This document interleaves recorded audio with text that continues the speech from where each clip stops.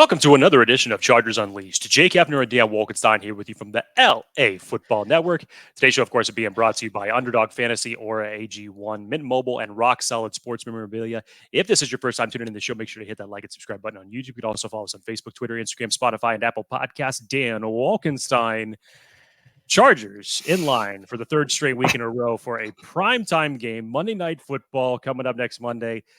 You got back in the win column against the Chicago Bears in probably the most convincing fashion that the Chargers have done all season long, but it has not tempered the the stress levels of this fan base one iota. Big game coming up for the Chargers, trying to claw their way back into playoff contention here. Week 9 of the NFL, big time matchup, going to the Jets for Monday Night Football. This is not going to be as cut and dry of a football game as you may think it is. No, it's not. It's not. But at least it's a game that matters for the Chargers. And that's what that Chicago Bears victory against the Bears allowed them to have. This was and is an important week. And last week, 3 solid practices. You heard Brandon Staley talk about that, equated into the best showing so far this season. If you haven't watched All In, there's a segment in there about kind of these guys need to go back to enjoying having fun in the game. And, you know, they have a celebration committee. It's pretty fun. Through 1 week, I get it. It's against a backup quarterback and a Bears offense that's not great. They did their job. This is a much taller task. Now, is the Jets offense that much better than the Bears? Is Zach Wilson that much better than what they faced last week? Marginally, maybe. I don't know. But in short, it's kind of the same. It's the defense that is the much bigger story here. And so lots to discuss, of course. Chargers 3-4 going against the 4-3 Jets. Jake, did you know that I think it's 7 teams are within seeds 6 through 12, all separated by 1 game, all either 4-3 or 3-4. Beauty part of the midpoint of the season. So many people are in contention. It's now who's going to come out on top. Yeah, so the Chargers are absolutely very much in the playoff hunt right now. Anyone who says, Jake, that the season is over and it's draft season, far from it. Far from it. Jake, 5,000-foot view for you. Chargers, Jets. What's it come down to?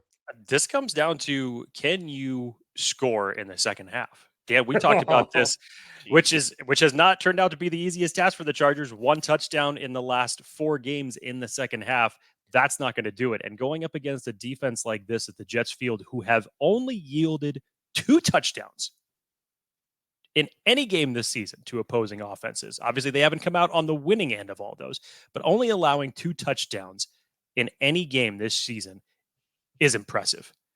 And if the Chargers are going to do this, this is either going to be one of those type of situations where they get one in the second half, but you're probably not going to see a score that's going to go above 20 in this game. This is not going to be a high-scoring game by any means. The Chargers are going to have to figure out how to counterpunch because the New York Jets defense is going to come with something at them. You know what they're at on the perimeter. Their defensive front is one of the best in the league. So when it comes to protection, they did a good job last week against the Chicago Bears in terms of keeping Justin Herbert clean.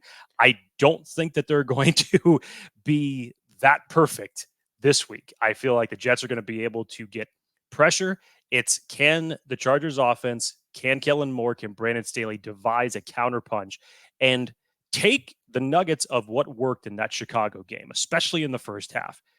And can you expand on that in being able to move the ball down the field, get in the red zone, get touchdowns, at least at the very least, being able to put points up on the board. Now, while you're at this, and the Jets defense is for real, and I am not taking anything away from that Jets defense. But similarly, and I'm not saying the Chargers are anywhere in the stratosphere of the Jets defense, but similarly to how the Chargers defense can be split into 2. The Chargers run defense, Chargers pass defense. If you look at the Jets defense, Their pass defense is incredible. Incredible. Their rush defense is terrible. So if you look at kind of like the total numbers, right? Like the Chargers, if you look at just in context, Chargers total yards given up on the season per game. Chargers rank 31st with 390, right? The Jets are 19th at 329. So like 19th isn't great. I mean, obviously 31st is terrible, but 19th isn't great. That's still below average, right?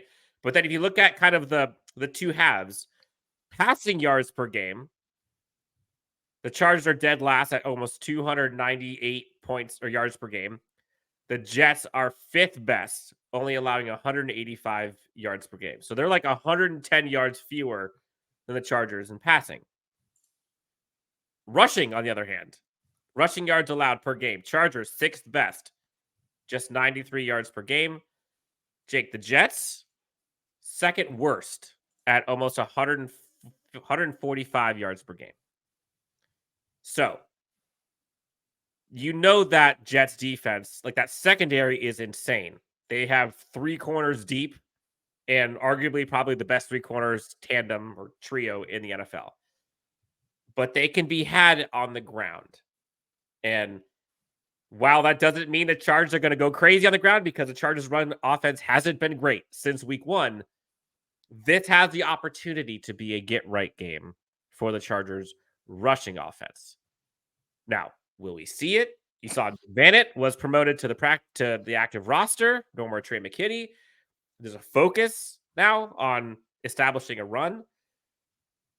So I say all that to say, while the Jets defense is incredibly good and it's talented, it's a two-sided coin. And if the Chargers can establish a run game, it will make their passing game better. Will they? I don't know. But make no mistake about it. The Chargers offense is 100% better than the Jets offense right now without Aaron Rodgers. Chargers defense is worse than the Jets, but there are ways to kind of pick your poison and pick your battles against this team. Is that a homer take? Is that a homer take? It's not a homer take. I think if the Chargers were to start running the ball and have this be their most effective game since the Miami game, then I would feel a lot better about the Chargers' chances of winning this game overall. If you can find that balance and not have Justin Herbert back there slinging the ball 40 times, which he's probably going to have to do anyways. But if you can add some balance to this offense and find multiple ways to attack them, I would feel good about it.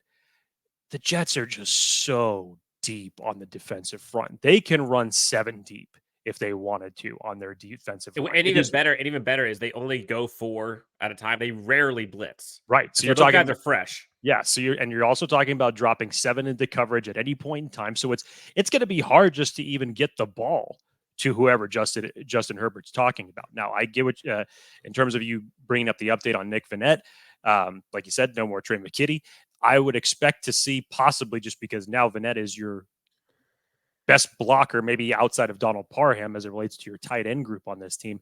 Maybe there's going to be a lot more 12 personnel that the Chargers run. We'll see. I would hope that if the indications are there that the running game is not working to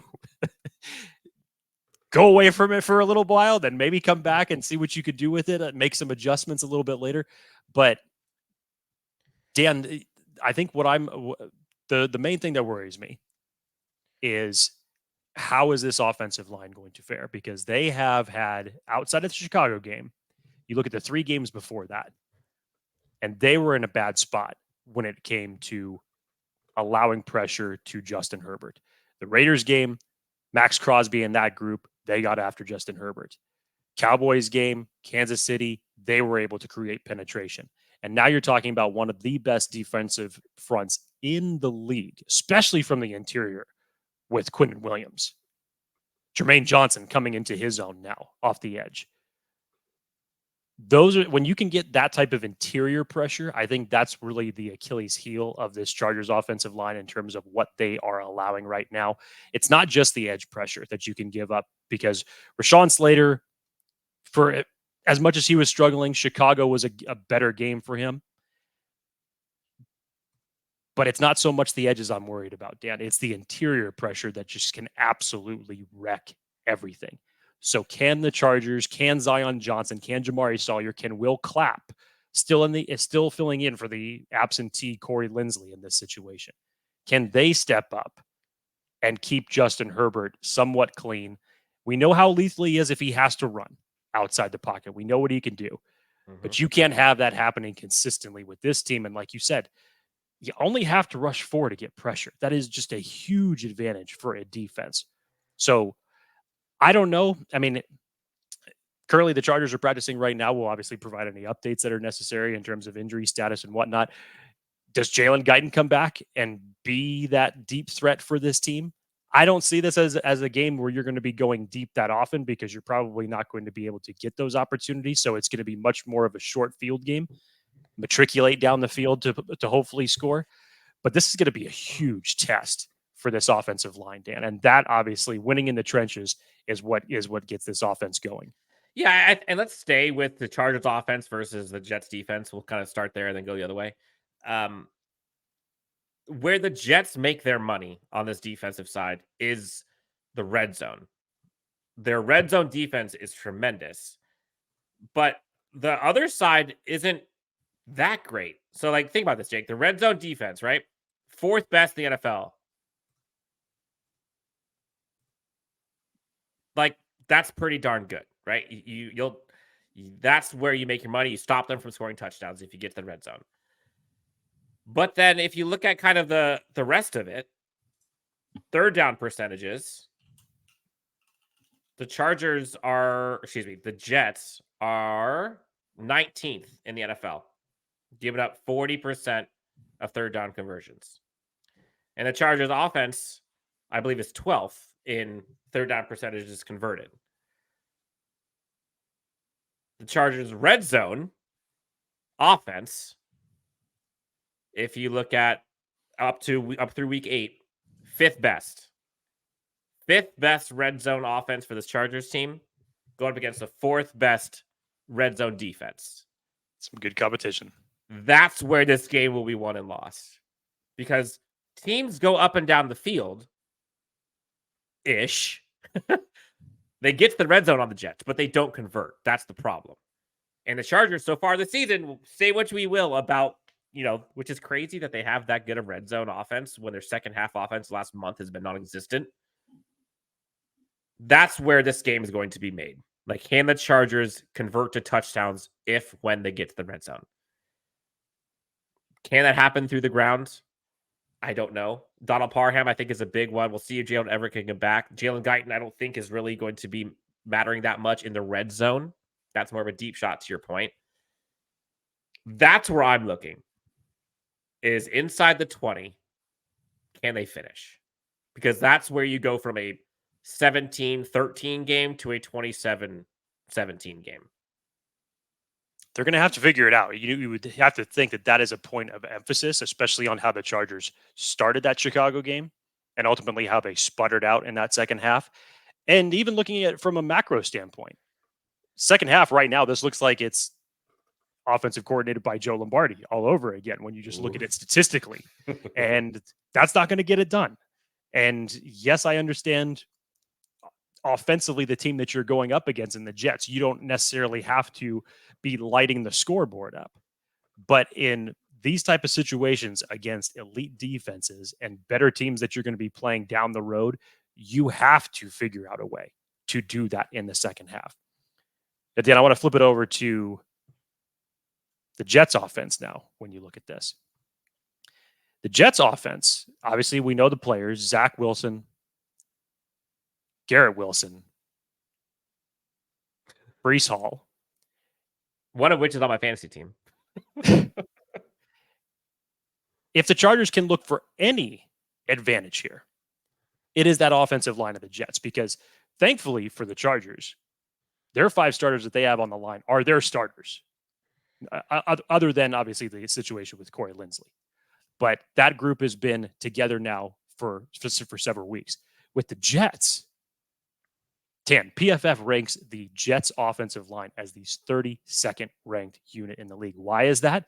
Because they have gone from starter to backup of a backup at the center position, at the right guard spot, at the right tackle spot, from the center to the right side. That is where the Chargers should be attacking from and taking advantage of this offensive line. Whether or not it's going to be from a standpoint of stopping Brees Hall, which obviously the Chargers have shown from a run defensive standpoint they can do, or you're going to be getting pressure to Zach Wilson. One of the two, that's going to happen. Garrett Wilson's going to get his. We have all seen what the Chargers have done so far this year against number one wide receivers. He's still going to find a way to put stats up on the board. But you're going to have to find a way to get to Zach Wilson early and often. And against this makeshift offensive line, where just even last week, they lost another offensive lineman. So you should be able to figure out a way to take advantage. Joey Bosa now being healthy, obviously Khalil Mack, the continued improvement of Tuli Tuipulotu. Find these creative ways to utilize the three of them on that defensive line. I would still like to see a lot more snaps from Morgan Fox. Use all of your weapons when it comes to pressure. And if the Chargers can figure out a way to get pressure with just bringing four, that's a huge win. I think they could take advantage of that. Again, Chicago. I mean, Chicago was I was just going to say Chicago was a stepping point. Can you continue a trend? Against that offense, I think they should be able to. Like the Jets offense is not good with Zach Wilson. Jake, the total yards per game, 29th is this Jets team. And that's like 90 yards less than the Chargers per game. Passing yards, 31st for this Jets offense. 164 yards per game passing. That's roughly 90 away from the Chargers. Rushing offense, the Jets are 18th in the NFL at 109 yards. None of that is good. None of that is good. I do want to, real quick, there was one other point that that I do want Chargers fans to realize about this Jets defense. And what makes this Jets defense so good is how they pressure opposing quarterbacks with their front four. So, pressure percentage. Jake, do you know who has the highest pressure percentage in the entire NFL per game on defense? A New York Jets team. 29.2% pressure percentage, highest in the NFL. Hurry percentage. Do you know who has the highest hurry percentage in the NFL? The Jets. 13.7%, highest in the NFL. Quarterback knockdown, 11%. That is seventh most in the NFL. But blitzing, Jake, they are 31st. So why their passing defense is so good is because they can get to the quarterback with four, they have 7 guys back there covering. That's a recipe for success. Think back to, for those who are old enough, think back to what the Giants did against the Patriots in the Super Bowl. That's how they win. That's how they win. So, but going back to what you said, the Chargers the Chargers defense, this is another kind of get right game. But also, you see people, I think I saw a stat today that Zach Wilson has 4 game-winning drives or comebacks this season. And I'm like, don't you dare do this to me. Don't you dare do this to me, Zach Wilson. Again, we talked about Twilight Zone stats for the Chargers that just make absolutely zero sense. And then you see Zach Wilson holds the most fourth quarter comebacks. You're like, wait a minute. How? How has this happened? It's brutal. So it's, to me, offensive side of the ball, like, this is going to be a slugfest. And they're going to have to will their way. They're going to have to execute. And they cannot go another game without scoring a second half touchdown. Like, and this is one of those games where if you score a second half touchdown, that could be a win. Yep. Just get one. If you can get to 20, hell, if you can get to 20, I think they win this game. I do. To me, though, this game is about resolve. And I think this team, Chargers team, knows that they got a get-right game against the Bears. They have the Lions coming up. That's another tough one. And the Lions are pretty balanced on both sides. This Jets team is not balanced. The defense is fantastic, but this offense is bad. They have to show resolve. They have to come to this game prepared with a mission. And they have to win this game by any means necessary. Like the Bears game, like, yes, it's by any means necessary, but they needed to win that convincingly for a lot of people to even care. This is one of those games where I don't care if it's 21-20, 14-13, whatever. That's the kind of game that the Jets play. And the Chargers have to find a way to win this one at the end. But what I don't want to see is the Jets up 2 or up 3 with 2 minutes left, and the Justin Herbert has the ball in his hands. Not ideal. Because this Jets defense, that's what they pride themselves on.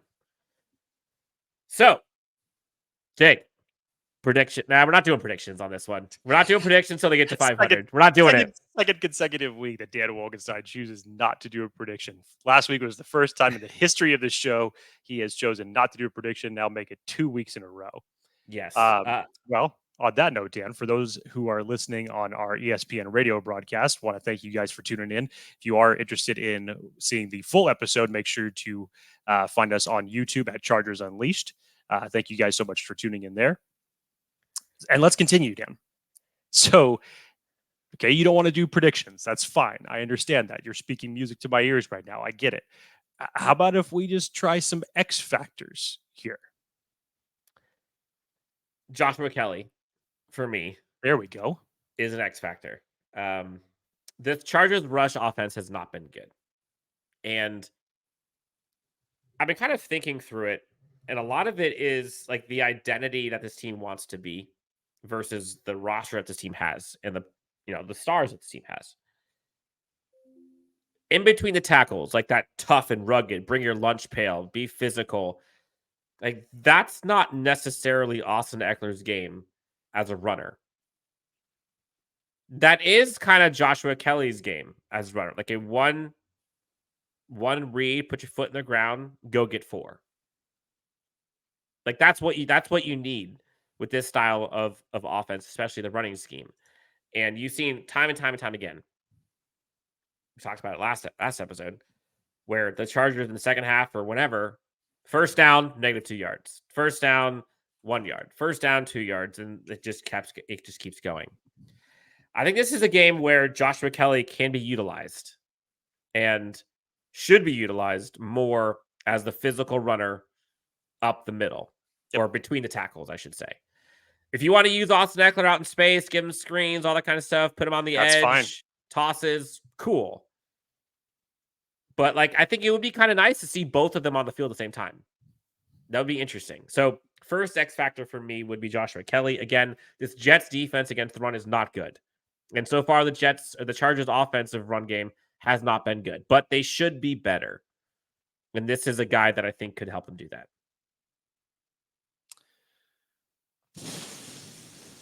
I really like Joshua Kelly as an X factor because he needs to be getting more touches. That's spot on, Dan. Mine might be low hanging fruit, a little bit obvious, but who cares at this point?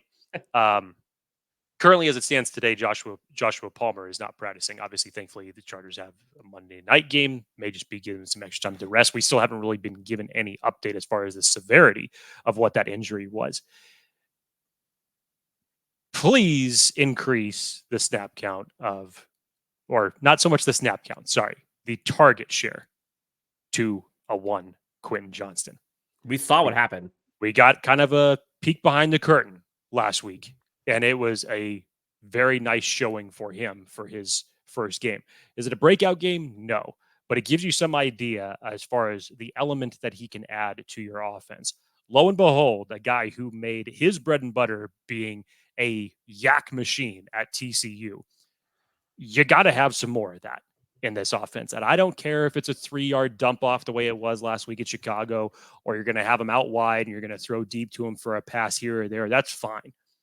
But use this as a stepping stone. Use this as the next level to give him confidence. Build on these type of games for him to where he can become a more intricate piece. Again, as I said earlier this week, This was the first game where, as a unit, as an offensive unit, you were able to fill the void of the missing Mike Williams. Gerald Everett, Donald Parham, Keenan Allen, Joshua Palmer, Quentin Johnston, Austin Eckler, all of these guys got involved. And to become multiple on offense and veer away from a predictability type scheme that defenses can easily key into, you're going to have to do that consistently throughout the duration of this season. And Jake, So, you mentioned kind of the Quentin Johnston like getting in space and giving him opportunity. Like this is the team to do it against. You know how many missed tackles this team has? you're talking about the Jets defense. Jets defense. Their 7th most missed tackles in the entire NFL at 58. 58 missed tackles on the season.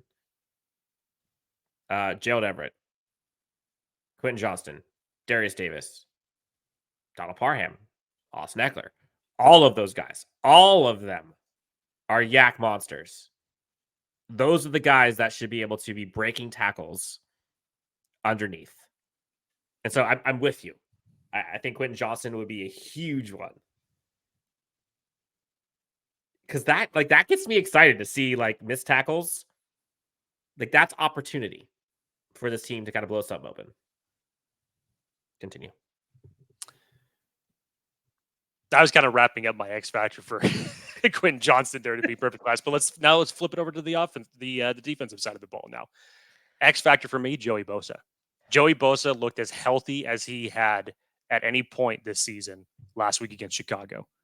And when he is on, he is on. And when he is healthy, he is one of the best edge setters in the league when it comes to stopping the run. And you talk about, we already alluded to what that makeshift offensive line for the Jets is. You want to make a quarterback like Zach Wilson beat you. The best way to do that is take away the run game for him. So Joey Bosa playing like that, considering what now you can kind of tinker around with by moving him on one side next to Khalil Mack, moving him on the same side as Thule, and having these guys get after the quarterback, I think it's critical for the identity that you're going to go out there with on the field in terms of what you want to do. The Chargers are going to have to be arguably the most physical that they have ever been with this team on both sides of the problem. Probably more offensively than defensively, but still play a physical brand of football. Build off of what Chicago was. I think Joey Bosa being a tone setter on that defensive line, you can get to Zach Wilson early. You could take away that run game. You can. That's it. That's where you have to do it. The defense is going to be able to give this offense opportunities, not consistent opportunities. They're not that elite of a defense. But when they give you the opportunities, the Chargers are going to have to take advantages. I feel like what we saw from the secondary last week, albeit outside of one or two plays, was a big improvement. You can't give this Jets offense a short field because I think that will definitely be an advantage for them. So you have to get off early on first downs, make it 3rd and long for them. Don't put yourself into the dreaded 3rd and long or 3rd down that has really plagued this team for a majority of this season.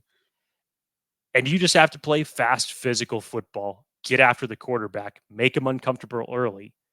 And hopefully that'll give you enough breathing room through the duration of 4 quarters that you can escape with a win.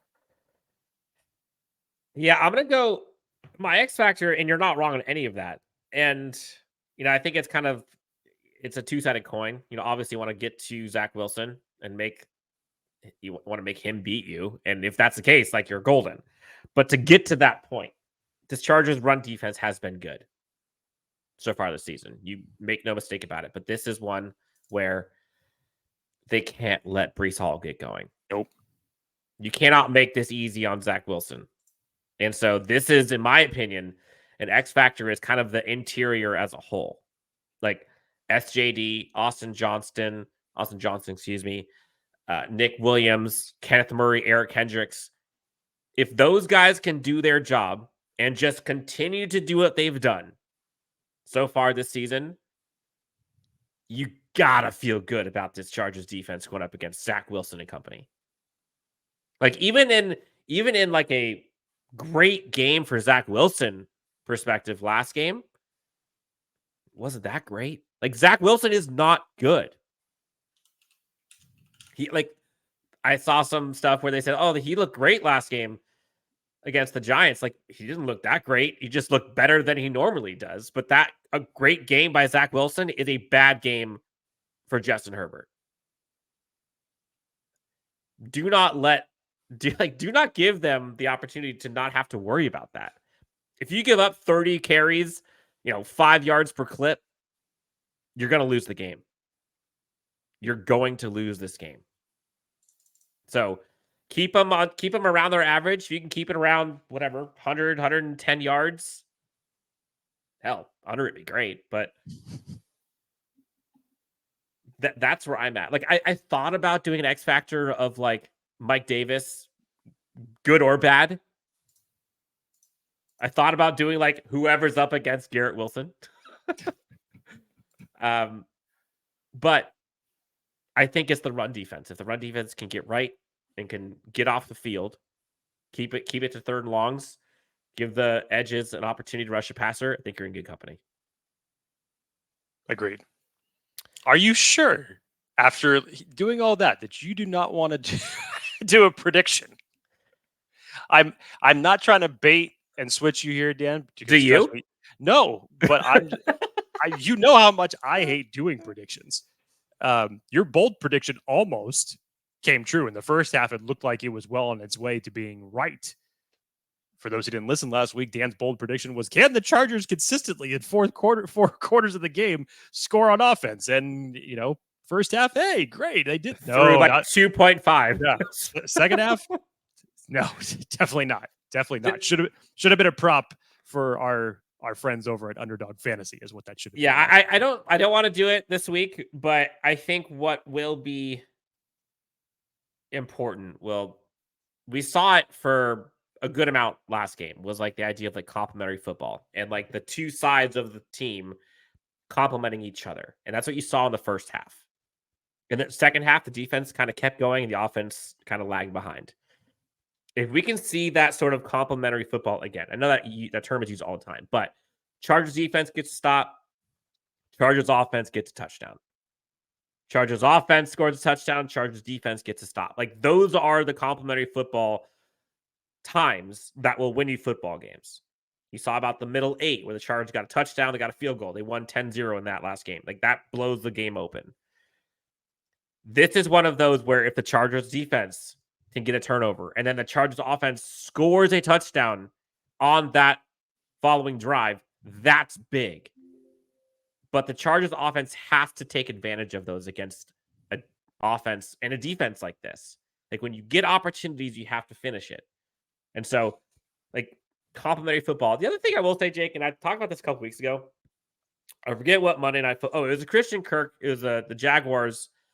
I forget who they were playing, but Christian Kirk went for like a drag route that turned into like a 60-yard touchdown. And the Chargers kind of finally got like one of those easy touchdowns, quote unquote, easy touchdowns, where Justin Herbert could do kind of a quick dump off, and then the playmakers take care of the rest. And you saw Austin Eckler do that on a screenplay last week. I want to see one of those by a pass catcher. Like, give it to Darius Davis, give it to Quentin Johnston, give it to one of those guys. Short, easy, take it to the house. Like, give him a 70-yard passing touchdown that is realistically like a 6-yard pass, and they do the rest. And like finish it. Because I don't want it to stop at the 10. Because that's where this Jets defense is at its best. Will we see it? Will we see it? I will say that'll be a bold prediction of mine, Jake. We'll get one. We're going to get one today or this week. One 40, 50-plus yard passing to not Austin Eckler for a touchdown. Okay. So whether it's to Jalen Guyton, Keenan Allen, Joshua Palmer, Gerald Everett, doesn't matter. A receiver. Just one throw and catch for over 40 yards in the end zone. Yeah, when's the last time we saw that? What, was it the Josh Palmer one where it almost should have been a pick that turned into a catch? But even that wasn't an easy one. That was like he had to chuck it and caught it in the end zone. Probably the Keenan Allen to Mike Williams pass that went all the way for a touchdown. Justin Herbert didn't even throw it. Must be nice. Bold prediction for you before we get out of here.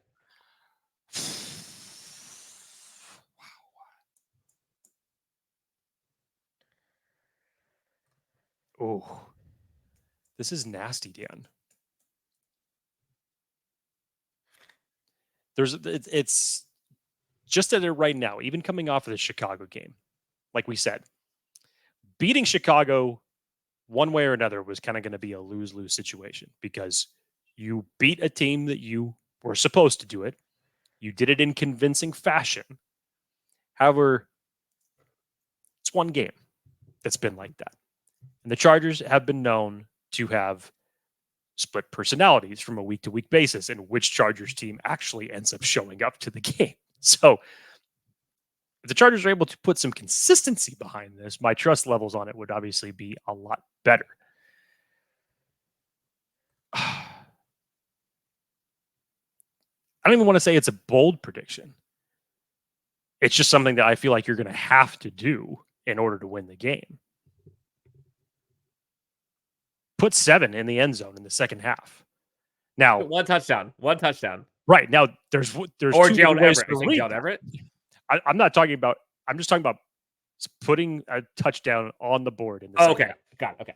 Now, there's one of two ways you could read about that. If that's the only touchdown that the Chargers put in the whole game, then that whole notion is just moot. It's like, oh, he scored one touchdown in the second half, but you couldn't do it the rest of the game. No, you have to figure out a way to move the ball and put it in the end zone. As Dan said, when this Jets defense is backed up and given a short field, they can stop anybody. So what is it that I'm looking for? I'm looking for more creativity out of Kellen Moore. Will the elevation of Nick Vannett allow that? I don't know so much that his elevation is going to make that big of a difference to it as far as the run game goes, but I really like what I saw last week with Donald Parham still getting his red zone targets. Give me more of that 12 personnel. Put Gerald Everett and Donald Parham out there. They can be mismatches for anybody when you put them out there and moving them into space like that. And like Dan said, I don't care how you do it. Just figure it out. Even if it is a pick 6 and it ends up being a touchdown in the second half, I don't care. Figure it out. This is a big one. Monday night, all eyes will be on the Los Angeles Chargers versus the New York Jets on primetime Monday Night Football. Like, we're at the point of the season where they got to start making these things happen. And this is an above 500 team that they're playing right now. Can they beat an above 500 team? If they do, it'll be the first time this season. And you can excuse away, they don't have Aaron Rodgers. Like, no, at this point, like, there's a reason they're 4-3. And the Chargers should be better than 3-4. I think they should be. They could also conceivably be a lot worse. And they could be a lot better. Like, it goes both ways. But the reality is they're 3-4, below 500, and outside the playoffs right now. They're the 12th seed right now. Again, there are 7 teams between 6 and 12 that can be decided by one game. Can the Chargers find a way? Win 2 in a row. You went lose 2, win 2, lose 2. Now you're at win 1. Can you win one more? Just stay on track right now. Flip the script after this, but stay on track right now. That's where this goes. For folks who have not seen, we've got a giveaway going on right now. Yes. It will end Monday night. You have a chance to win a signed Color Rush custom Tuli Pelotu signed jersey. That's a good looking jersey. That looks fresh, by the way. A lot of people like Tuli, by the way. He's like a fan favorite already. Go to Twitter or X. Check out the details. Enter for your chance to win. We'll announce the winner on Monday prior to Monday Night Football. Jake, anything else you want to tell the great friends before we head on out of here Friday Eve? You know who's going to be at the house on Sunday, or Monday night. Have to call him again. Didn't have to call him last week. I wasn't sure if you're going to go bourbon or the cardiologist. That's good. Well, that's good. When I said who, I thought that was like the indicator. Now, if we're saying like who and what in a combination of both. It's like, what, Mr. Hefner, why is your heart rate so high? The Chargers and alcohol. Are you watching this game? Yes. Are you watching seeing this? Yes. Hold on tight. Here we go. All right. Well, hey, for Jake Hefner, LAFB Network, Chargers Unleashed. This has been a ton of fun. Guys, gals, thanks so much for tuning in. We'll see you next time on the next Chargers Unleashed.